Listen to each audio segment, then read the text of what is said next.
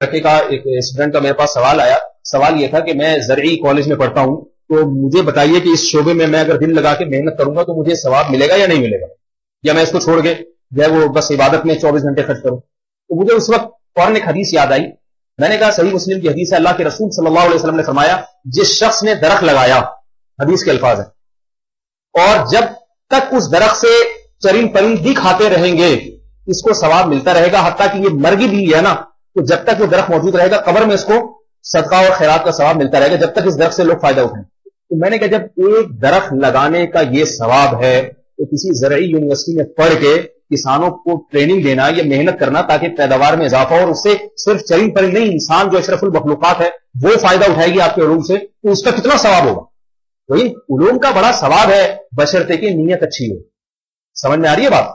ایک ڈاکٹر قصائی بن کے بیٹھتا ہے اور مریضوں پہ نظر رکھتا ہے, یہ بھی آگے اس سے اتنے پیسے ملیں گے, اس سے اتنے پیسے ملیں گے, اور ایک ڈاکٹر خیر خواہ بن کے بیٹھ جاتا ہے کہ بھائی مجھے اللہ تعالیٰ نے لوگوں کی زندگیاں میرے ہاتھ میں دے دی ہیں, ٹھیک ہے میں پیسے لوں گا ان سے, میرا بھی پیٹ ہے, میرا بھی ذریعہ معاش ہے, لیکن ساتھ ساتھ میں دیانتداری کے ساتھ علاج کروں گا تاکہ انسانی کی خدمت ہو. یہی چیز اس کو جنت پہ لے جانے کا ذریعہ بن جائے. تو سمجھ میں آ رہی بھائی آپ لوگوں کو؟ تو آئندہ جتنے لڑکے یہاں بیٹھے ہیں, جتنی لڑکیاں بیٹھی ہیں, سب عزم کریں کہ اپنی تعلیم کو بھی اچھی طریقے سے پورا کریں گے اس نیت کے ساتھ کہ ہم نے انسانیت کی خدمت کرنی. صرف پیٹ بھرائے پیٹ اور پیسہ بھرائے پیسہ, ورنہ ہمارے صدر صاحب میں اور ہمیں فرق کیا رہے گا پھر؟ ان کا مقصد بھی تو یہی ہے نا, پیٹ بھرو تون بھرو اپنی کسی طریقے سے. صدر وہ بھی ہے, خدمتیں وہ بھی بہت کر رہے ہیں, ان خدمت سے مقصد کیا ہے؟ بس پیٹ بھرنا اپنا. تو ایک تو یہ نیت کریں, دل لگا کے پڑھیں گے, لیکن پڑھنے سے نیت کیا ہوگی؟ اپنا بھی پیٹ پالیں گے انشاءاللہ. پیسہ بھی نیت ہونی چاہیے, وہ غلط نہیں ہے, ظاہر ہے پیسہ ہوگا تو پھر خدمت بھی کر سکتا ہے نا انسان. اور لیکن پہلی نیت کیا ہوگی؟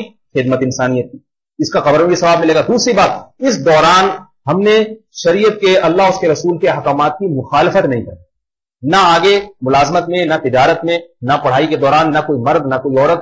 ہم نے شریعت کو پہلے رکھنا ہے, باقی تمام چیزوں کو بعد میں, اور اس کے لیے علماء سے رابطے میں رہنا ہے. یہ بتائیے یہ جائز ہے یا نہیں ہے, یہ حلال ہے یا حرام ہے؟ انگریزوں کے یہاں تو نہ حلال نہ حرام کا کوئی تصور نہیں ہے. ہم اللہ کو مانتے ہیں, اس کے رسول کو پر ایمان رکھتے ہیں. ہمیں ہر چیز میں یہ دیکھنا پڑے گا کہ یہ جائز ہے یا نہیں. آپ کو پتا ہے مسلمان سائنسدان جب بھی کوئی چیز ایجاد کرتے تھے, محنت کرتے تھے, پہلے 2 رکعت صلاۃ الحاجت کی پڑھتے, اس کے بعد وہ کام کرتے تھے. تو ان کے ہاں ان سائنسدانوں میں, ان طبیبوں میں بھی دین کا عنصر غالب تھا, اس لیے کہ وہ سمجھتے تھے کہ یہ اگر اللہ کی مدد ہوگی تو یہ کام زیادہ اچھی طریقے سے ہو جائے. تو اللہ تعالیٰ ہم سب کو ان باتوں پر, مجھے بھی, آپ کو بھی, سب کو, لڑکوں کو بھی, جو خواتین لڑکیاں بیان سن رہی ہیں ان کو بھی, ہم سب کو اللہ تعالیٰ مضبوطی سے عمل کرنے کی توفیق عطا فرمائے. سبحان اللہ و بحمدہ، نشہد ان لا الہ الا انت، نستغفرک.